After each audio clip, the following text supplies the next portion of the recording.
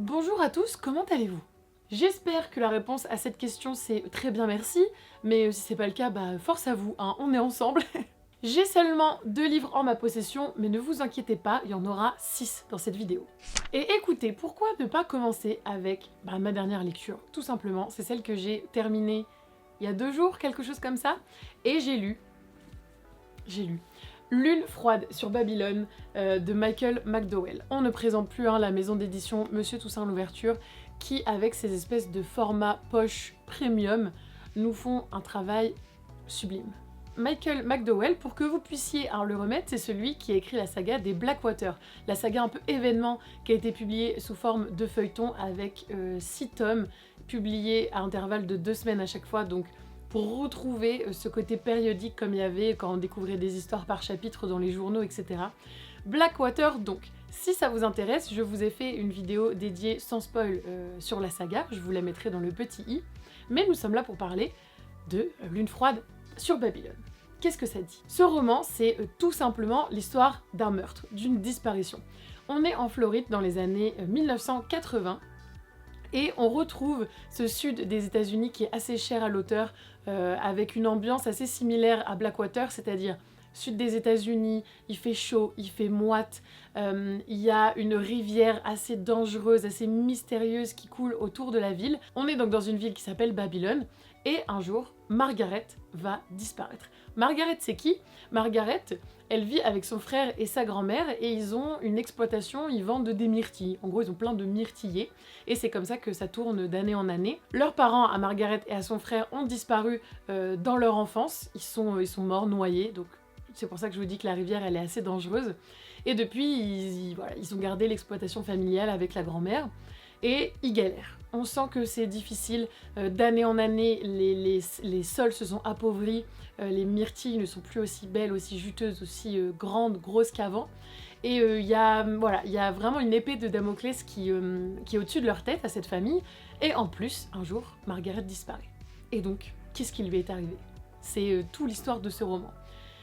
Avec une petite touche de fantastique, exactement comme dans Blackwater. Donc si vous avez aimé cette touche-là, on est vraiment dans un thriller sud des États-Unis avec une touche de fantastique et de surnaturel. Ça c'est vraiment le plot, mais une fois n'est pas coutume, j'aimerais bien quand même vous lire la 4e de couverture parce que ça dépeint vraiment l'atmosphère qu'on va retrouver dans ce livre. Chaleur et pom-pom girl, rumeurs et superstitions, serpents venimeux et mort brutale, mais aussi une rivière tortueuse qui a déjà marqué la famille Larkin d'un sceau funeste. Ça, c'est les parents qui sont morts.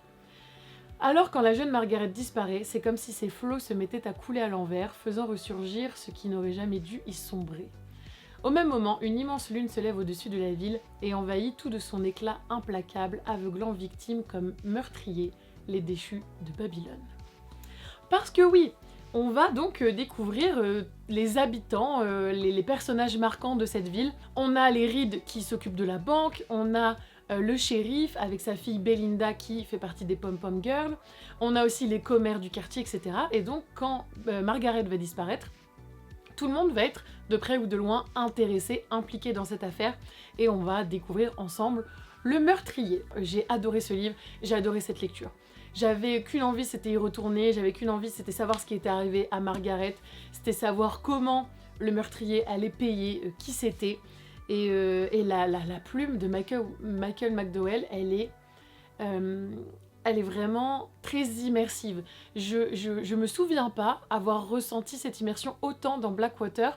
Là, je trouve qu'on a un degré supplémentaire. Je sais pas si c'est parce qu'avec Blackwater, c'est des tomes, donc souvent on a tendance à un peu plus les espacer, à espacer nos lectures. Et là, comme c'est un livre poche qui fait quand même un peu plus de 400 pages, on reste plus longtemps dans notre lecture, mais la plume de McDowell est absolument génialissime. Pour tout vous dire, j'aime bien la thématique de l'horreur dans la littérature. Mais j'ai rarement peur. Vraiment, j'ai rarement peur. Il y a des émotions comme ça, c'est assez difficile de me les transmettre à travers les livres. Le rire, ça en fait partie. Je suis très touchée, mais je pleure presque pas. Et j'ai très rarement peur, même quand c'est quelque chose qui est censé être horrifique. Il y a, je pense, 2 livres qui ont vraiment réussi à me filer un peu les chocottes et à me faire battre le cœur un peu plus vite. C'est La Maison hantée de Shirley Jackson et Lune froide sur Babylone.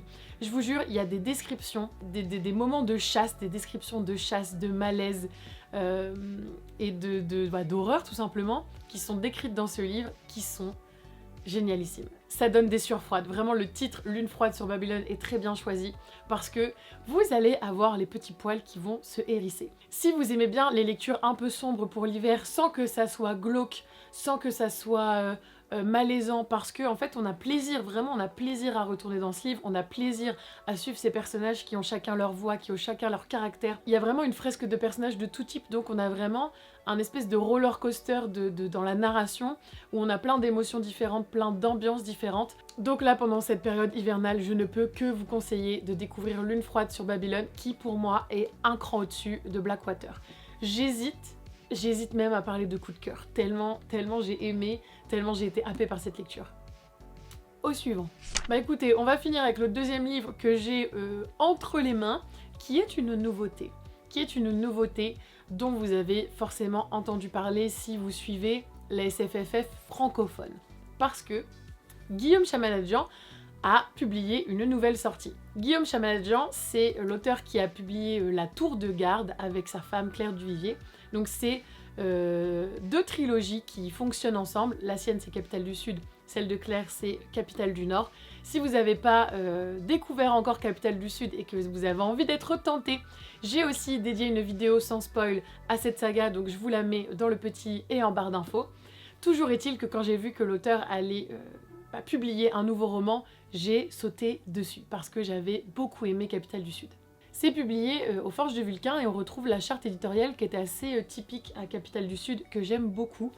Et en gros, sur la couverture, vous pouvez voir des petites statues là, qui sont les grotesques, et une espèce de ville en haut. Tout commence par un chapitre assez étrange, où on est dans un cimetière, on est un nous, donc on est dans la tête d'un narrateur qui se définit comme nous faisons, nous voyons, etc. On voit un petit garçon qui peint, on voit une femme qui regarde une tombe. C'est quelque chose d'assez étrange. Ne vous laissez pas déstabiliser par ce premier chapitre qui est un peu flou et abstrait. Ensuite, l'histoire devient beaucoup plus simple, entre guillemets. Une valse pour les grotesques, ça parle de quoi? Ça parle alors de l'histoire de Johann von Capriccio, qui est un jeune étudiant en obstétrique et il est chiroplaste de talent. Qu'est-ce que ça veut dire? Ça veut dire qu'en gros il est en école de médecine et qu'avec un médecin, quand ils vont disséquer des corps et quand ils vont essayer de découvrir la cause d'une mort, lui en gros il va faire de la céramique, il va faire du moulage à côté pour qu'on puisse réétudier en fait le cas plus tard. Le problème c'est que un jour, de manière assez inattendue et un peu violente, Johann il va être kidnappé. Il va être kidnappé, on va l'amener à une dame qu'on comprend qui est très haut placée dans la ville. Et on pensait en fait qu'elle avait perdu son bébé parce qu'elle avait été enceinte et ensuite on n'avait eu aucune trace du bébé dans la ville et on pensait qu'elle peut-être elle était en deuil, bref. Toujours est-il que non, elle a bien eu le bébé, mais le bébé est un faune. Et on demande en gros à Johann de découvrir pourquoi. Et on lui dit aussi des espèces de consignes assez abstraites, assez étranges. On lui donne un livre, on lui dit qu'il y aura la réponse dedans. Le livre parle des grotesques qui sont en gros des statues qui est un peu partout dans la ville. On est dans une ambiance de ville un peu Allemagne, Suisse allemande, voilà, un peu folklore européen. Et donc oui, voilà, il a un livre étrange, il a cette espèce de bébé faune, il a en même temps des gens qui vont l'accompagner, des gens qu'il va croiser en fait sur sa route, qui eux-mêmes vont être impliqués dans plein d'histoires et de complots. La ville en même temps, elle est dirigée par quelqu'un qu'on appelle Mirabile. Mirabile, c'est plus un titre honorifique, c'est quelqu'un qui est capable de voir dans l'avenir, de prédire des choses. Et donc voilà, il y a plein de choses très étranges qui vont se passer, se produire. C'est un livre, c'est un peu ingrat de donner un avis lecture dessus parce que je ne peux pas vous dire vraiment de quoi ça va parler, ce que ça va raconter, parce que ce serait totalement du spoil. Ça part dans beaucoup d'axes différents. C'est peut-être le point faible de ce récit, qui, en fait, objectivement est très bon. La plume de Guillaume Chamanadjian est toujours super, elle est vraiment addictive, ça va vite, c'est vraiment un page turner avec des petits cliffhangers à chaque chapitre. On est sur une plume qui est simple, sans chichi, mais qui n'en est pas moins dénuée de vocabulaire, et c'est très beau à lire. Il y a beaucoup d'originalité dans cette plume, malgré la simplicité apparente qu'elle a. Donc voilà, tout ça c'est très bien. On a beaucoup de thématiques d'originalité dans ce récit. On en a peut-être un peu trop. En gros, dans Capitale du Sud, ce que j'avais bien aimé, c'est qu'on pensait partir dans une fantaisie très très très classique et que ça a ensuite amené des choses nouvelles, des choses qu'on n'avait pas l'habitude de voir. Mais le reste de l'intrigue était somme toute assez classique. Là, l'intrigue n'est pas classique et on a en plus beaucoup de thématiques, beaucoup de personnages, beaucoup d'intrigues qui sont les unes dans les autres, mais qui ne prennent pas la peine d'être développées tant que ça. Parce que par exemple, si on lit L'Assassin Royal ou Les Aventuriers de la Mer de Robin Hobb, il y a beaucoup d'intrigues, beaucoup de personnages, mais les livres sont très longs, donc on a le temps de tout aborder. Là, on a le faune, on a beaucoup d'autres choses que je peux pas vraiment vous dire, mais chaque chose qui va être abordée, chaque particularité du récit n'est pas forcément développée de manière très profonde, même si c'est présent. C'est-à-dire que c'est pas anecdotique, ce sont des éléments qui sont présents, qui ont un impact dans le récit auquel on consacre par exemple des pages ou des choses comme ça, mais qui par la suite ont un développement qui est moindre. Il y a des choses en fait maintenant, après l'avoir fini, je me dis mais je comprends pourquoi, mais je comprends pas pourquoi c'est là quand même. En fait, je comprends la symbolique de cette chose, je ne comprends pas pourquoi c'est là. Je trouve que ça alourdit le récit, je trouve que ça n'apporte pas grand chose en plus. Par exemple, sans vraiment vous spoiler, il y a une référence à Mary Shelley dans le livre. Je ne pense pas qu'elle soit nécessaire. Dites-moi si vous l'avez lu et que vous avez trouvé de la valeur ajoutée à ça, mais il y a une référence à Mary Shelley qui n'est pas pour moi vraiment utile.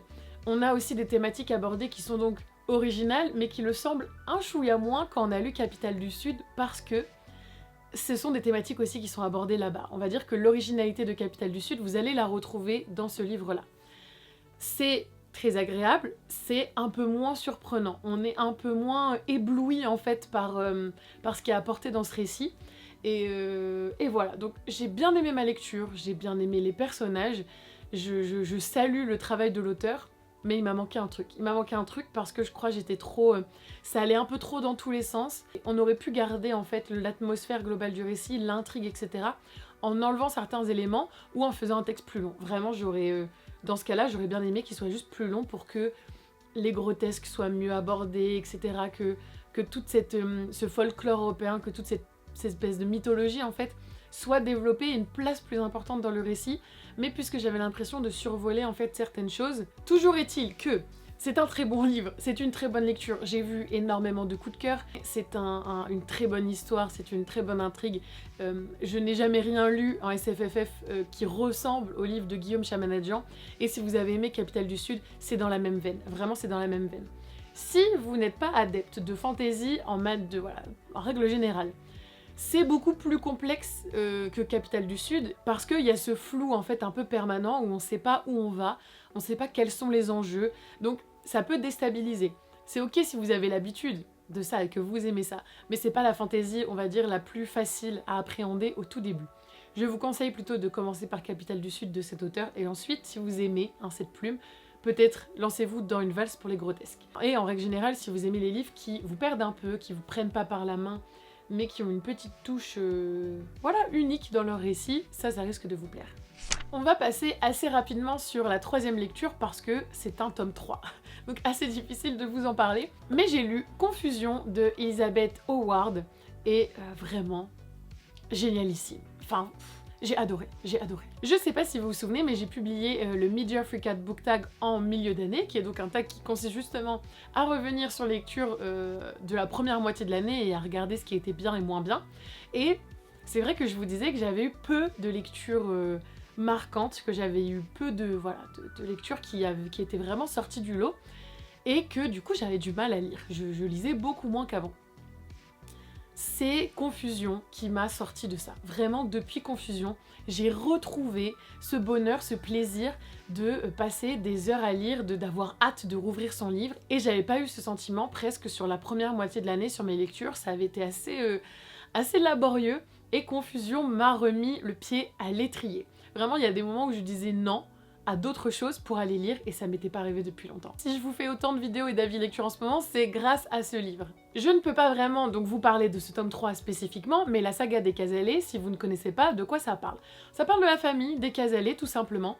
On est à peu près première moitié du XXe siècle. La famille des Casalets, c'est une famille anglaise. Il y a donc les grands-parents qui vivent dans une maison à la campagne. Ils ont plusieurs enfants qui sont eux-mêmes mariés, qui ont eux-mêmes des enfants. À l'approche de l'été, tout le monde se rejoint et on suit cette famille. En fait, c'est un peu une vibe à la Downton Abbey, mais beaucoup plus tard dans le temps, parce que là, on est au XXe siècle, à la veille de la Seconde Guerre mondiale. Il y a donc en gros les grands-parents, les parents, les enfants. Dans les parents, il y en a qui sont mariés, il y en a il y en a qui sont veufs, il y en a qui sont remariés, il y en a qui sont plus ou moins fidèles, il y en a qui ont des enfants en très bas âge, des enfants plus âgés, etc. Ce qui est super en fait, c'est que on va aussi suivre les enfants. Donc des fois on va suivre un enfant qui a 4 ans, c'est super mignon dans le chapitre, etc. C'est découpé comme ça, en gros on a le chapitre, le nom de la personne qu'on va suivre et son point de vue. En même temps, on a le point de vue des femmes, des hommes, on a rarement le point de vue des grands-parents, mais on découvre en fait leur personnalité à travers les yeux de leurs enfants et de leurs petits-enfants. Mais l'autrice a cette faculté de prendre plusieurs voix. Elle écrit vraiment comme ses personnages, mais c'est pas juste des dialogues. C'est vraiment, à chaque fois, dans chaque chapitre, on est immergé avec le personnage qu'on va suivre, et elle a cette faculté à dépeindre une multitude de personnalités, de voix, de manière de penser qui est très intelligente et très bien faite. Et en gros, il y a la Seconde Guerre mondiale qui va un peu venir bouleverser cette espèce d'équilibre précaire familial. On a donc le premier tome qui est plus ou moins avant la Seconde Guerre mondiale. Dans le deuxième tome, il y a la Seconde Guerre mondiale. Dans le troisième aussi. Et petit à petit, on va voir les personnages grandir, notamment les enfants par exemple. Il y en a qu'on découvre à la fin de l'adolescente, elles sont un peu immatures, elles ont des rêves plein la tête et connaissent pas encore la dureté de la vie, n'est-ce pas? Et on les découvre devenir femmes, on les découvre avoir des désillusions, des petites joies, des bonheurs. Dans le tome 3 notamment, on a énormément de ces portraits de femmes qui survivent, qui essayent d'exister, qui essayent de se découvrir, qui en fait se rendent compte que le mariage ou la maternité c'est pas ce qu'elles avaient espéré, qui se créent en tant qu'artistes. Bref, il y a beaucoup de choses, il y a des personnages féminins très forts de plus en plus. Dans les premiers tomes, on avait quand même les points de vue de certains hommes de la famille, et là on est quand même en très grande partie sur les points de vue des femmes qui voilà, sont génialissimes. J'ai été très touchée par beaucoup des personnages là qu'on a suivis. Je me suis attachée à elles, mais tellement fort. J'ai l'impression d'avoir de suivre des membres de ma famille. J'ai envie qu'elles s'en sortent, j'ai envie qu'elles trouvent leur voie, j'ai envie qu'elles s'affirment, qu'elles trouvent le bonheur, etc. Franchement, le tome 3, je pense que c'était l'un de mes préférés. Là pour l'instant on va crescendo. On a un tome 1 qui est vraiment super, un tome 2 bien, peut-être avec des longueurs, et le tome 3 là pour l'instant c'est vraiment le meilleur des 3 pour moi. Je sais pas si c'est un point de vue objectif ou si c'est parce que juste j'ai eu tellement de plaisir à être addict comme ça à un bouquin que voilà, j'ai l'impression qu'il est encore au-deçà. Mais ça a été vraiment une joie de retrouver ces personnages. Si vous aimez les séries comme Downton Abbey, c'est fait pour vous, vraiment à 100%. C'est super lent, il se passe pas grand chose, hein. C'est vraiment découvrir les personnages, être dans leur tête, vivre leurs émotions avec eux, vivre leur vie avec eux. Et du coup, c'est vraiment que ça. Donc vous attendez pas des cliffhangers, il faut que vous aimiez la campagne anglaise, il faut que vous aimiez les histoires de famille, les secrets de famille, il faut que vous aimiez les récits lents, psychologiques, longs, qui prennent leur temps. Mais si vous cochez toutes ces cases, vraiment vous allez adorer la saga des Casalets. Et on n'est pas du tout sur du cliché, sur de l'histoire d'amour niaise. Il y a beaucoup de personnages qu'on adore détester, de personnages qui font des actes répréhensibles, de personnages qui sont égoïstes et en même temps d'autres qui sont incroyablement généreux, d'autres qui se perdent dans cette générosité. Il y a une palette vraiment d'émotions, de caractères, de personnalités qui est folle. Il y a de tout, vraiment il y a de tout dans ce livre. Et tous à leur manière, ils sont attachants. Même ceux qu'au début on pense détester, finalement l'autrice va leur apporter plus de profondeur, plus de couleur, et on va se finir par voilà, avoir une petite tendresse pour eux. Et maintenant que j'en parle là, je me dis il faut absolument que j'aille chercher le tome 4 pour me replonger au sein de cette famille, de ses secrets, pour voir ce qu'ils vont devenir et j'espère que ça va bien aller pour eux. Ah là là, la prochaine lecture. Je vais vous parler de Du côté sauvage de Tiffany McDaniel. Vous n'êtes probablement pas passé à côté de cette sortie parce que Tiffany McDaniel, elle fait un banger à chaque fois. Elle a sorti Betty, que je n'ai pas encore lu mais qui est dans ma palle. Elle a sorti L'été où tout a fondu, qui avait été l'une de mes lectures préférées d'il y a 2 ans il me semble. Et là elle revient avec Du côté sauvage. Du côté sauvage, les gars, il faut avoir le cœur bien accroché. Vraiment, je ne sais pas pour Betty, je sais que le livre est dur aussi, mais celui-là, non, elle a abusé un peu. C'est l'histoire de 2 jumelles qui s'appellent Arc et Daffy, 2 jumelles qui sont nées avec une flamboyante chevelure rousse, mais qui sont aussi nées dans la mauvaise famille. On va pas se mentir, leur famille c'est un peu hardcore. Leurs parents, c'est des addicts à la drogue, leur tante aussi. Il n'y a que leur grand-mère qui est une espèce de petite lueur hein, dans ce monde assez sinistre. Et ces jeunes filles, il leur arrive des choses effroyables. Il y a probablement tous les trigger warnings possibles et inimaginables dans ce livre. Je préfère prévenir. Si vous êtes trigger par des choses, si vous n'aimez pas retrouver dans les livres des choses qui peuvent être traumatisantes et que vous avez vécues dans votre vie ou qui vous touchent particulièrement, attention avec Du côté sauvage parce que vraiment tous les triggers sont dans ce livre. Donc ces gamines, elles ont une enfance horrible. Arc, la jumelle qui est, on va dire, la plus... pas la plus autoritaire, mais un peu la plus affirmée, un des deux, elle va apprendre à sa sœur à voir de l'autre côté. Il y a le beau côté, il y a leur monde qu'elles vont s'inventer, et il y a le côté sauvage qui est la vraie vie. Ces jumelles vont grandir tant bien que mal, et un jour, dans leur petite ville, un corps de femme est repêché dans la rivière. Ce corps de femme et cette violence, en fait, qui va commencer à régner, cette peur qui va commencer à régner dans la communauté, vont rappeler beaucoup de choses aux jumelles. Et en gros, c'est un peu une histoire en 2 temporalités. On a leur enfance et ensuite on a ce qu'elles font en tant que jeunes adolescentes, jeunes femmes, comment elles vont essayer de s'en sortir. Et en même temps, cette espèce de fil rouge de corps de femmes qui, les uns après les autres, sont retrouvés dans la rivière. On ne sait pas qui les tue, on ne sait pas ce qui les tue. C'est la Mathilde du montage. Petit insert pour vous prévenir que si vous voulez vous lancer dans cette lecture sans rien savoir, passez cette petite partie, je vous mets le timecode auquel vous pouvez vous rendre parce que je vous spoil pas l'intrigue, mais en vous parlant de ce que j'ai ressenti, ça peut vous donner une micro-indication par rapport à l'histoire, donc si vraiment vous avez envie de rien connaître, allez sur le timecode. Sinon, eh bien restons ensemble.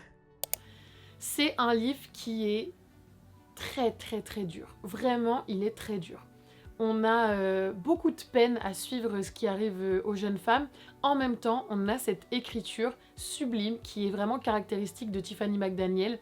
Par exemple, on a les autopsies des corps qui sont repêchés, qui sont très poétiques, on dirait des rapports médicaux, et en même temps, elle va mettre beaucoup d'envolées lyriques dedans, c'est très poétique, il y a beaucoup de symbolisme, etc.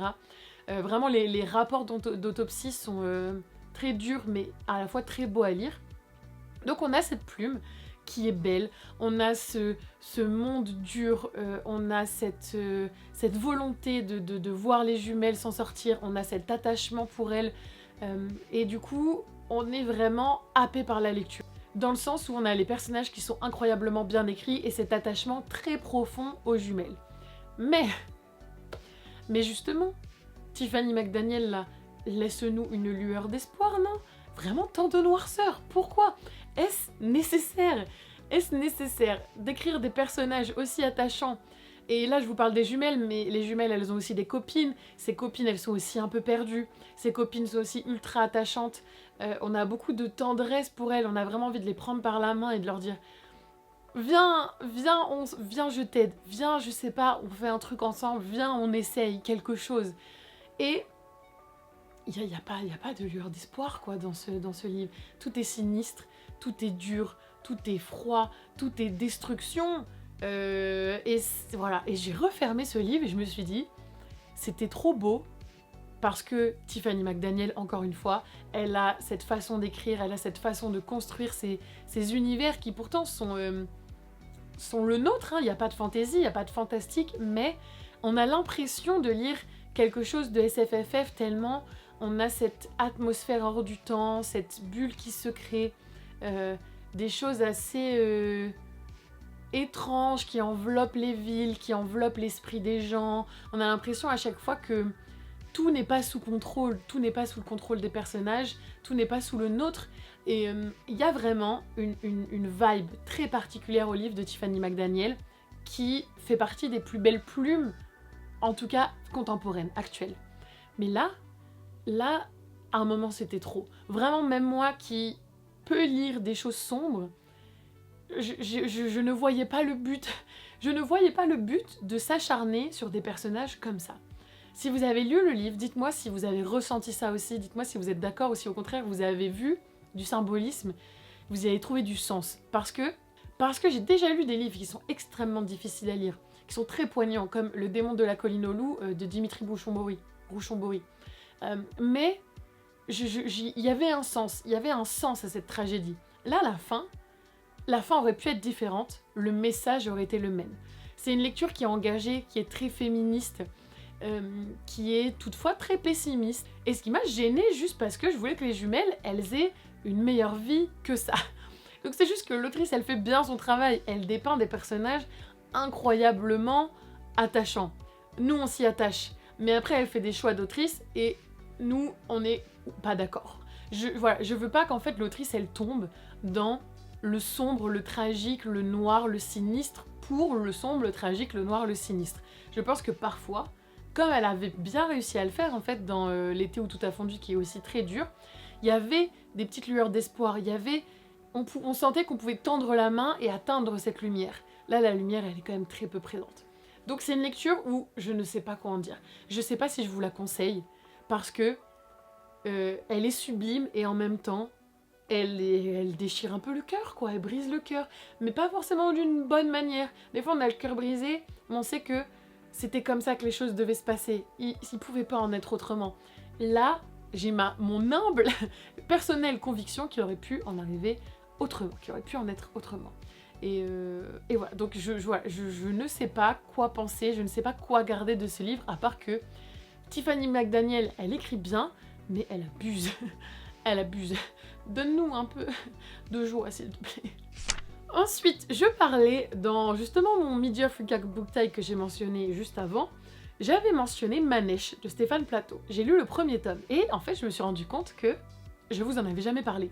J'ai donc lu Manèche, qui est le premier tome du Sentier des Astres, qui est une saga en 4 ou 5 tomes je crois de Stéphane Plateau. Stéphane Plateau qui est une plume francophone, je crois qu'il n'est pas français, je crois qu'il est belge, pas sûre de cette information.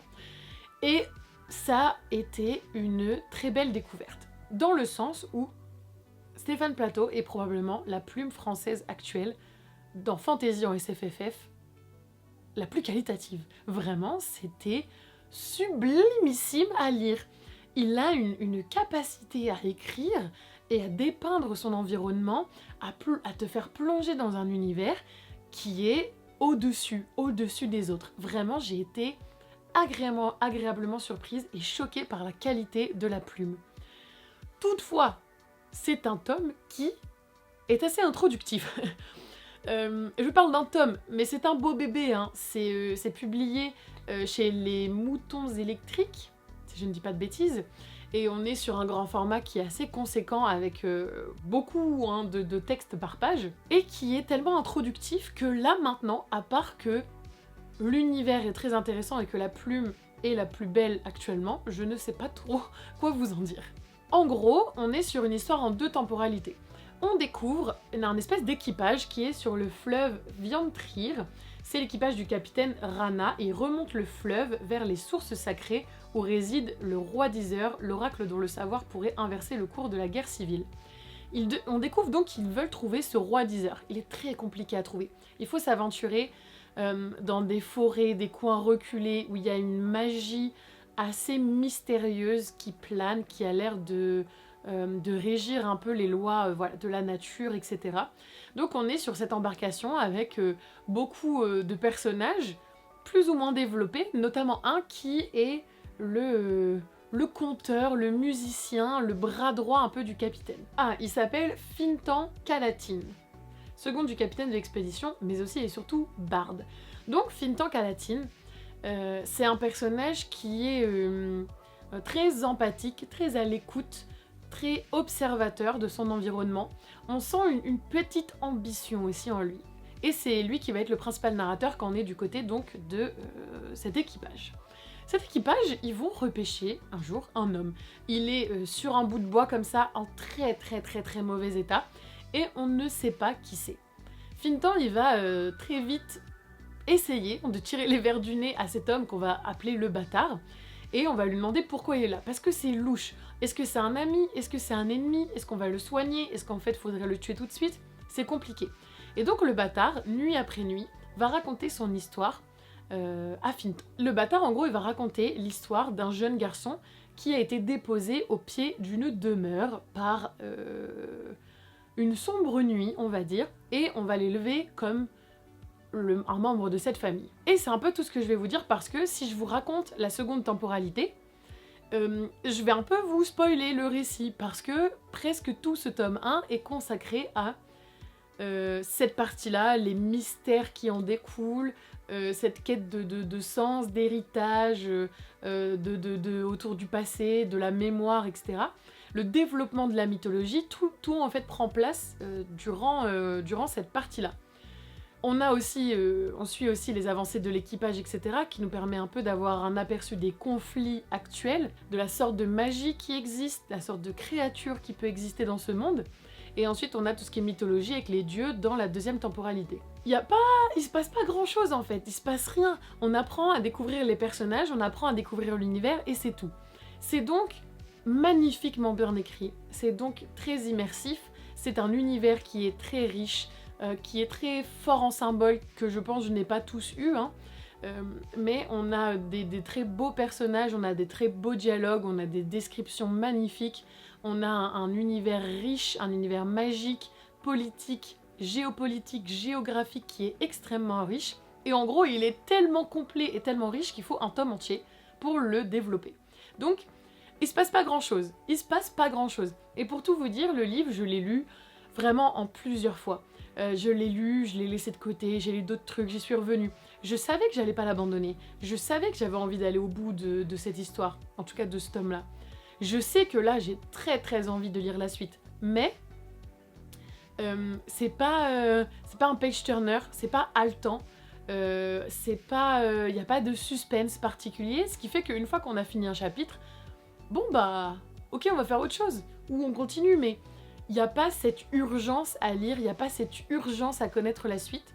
Et voilà, mon avis est du coup très particulier parce que je pense que cette saga peut être un véritable coup de cœur pour moi, mais pour avoir lu que le tome 1, j'ai un espèce d'aperçu de la plume, un espèce d'aperçu de l'univers. Je suis conquise par ça, mais juste, il s'est rien passé. Il s'est rien passé de particulier, donc, hormis à la fin forcément, mais j'attends de voir la suite. Donc c'est un peu particulier comme avis lecture. Dites-moi si vous aussi, en commentaire, ça vous a fait ça quand vous avez découvert le tome 1 ou si, instantanément, vous avez été happé. Je sais que je l'ai lu aussi justement à une période où j'avais du mal à rester longtemps dans mes lectures, donc ça a probablement pas été propice.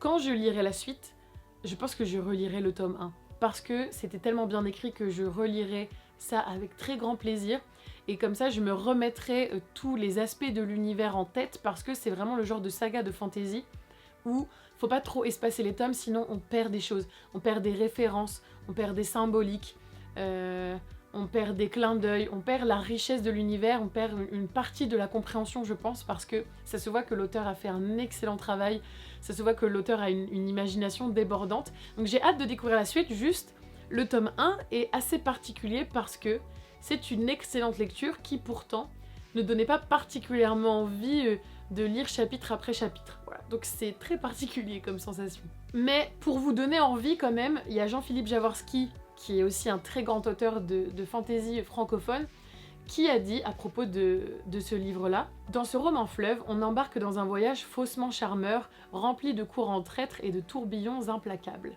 Voici un récit immersif à la langue charnue, aux personnages vivants, où se côtoient l'humanité et la cruauté, mais derrière la peinture presque naturaliste d'un monde médiéval, se déploie un arrière-plan mythologique fascinant qui fait de la remontée du fleuve une quête des origines, de ses merveilles, de ses périls. Toute la force du livre est d'entrelacer la puissance du mythe avec la structure même du récit.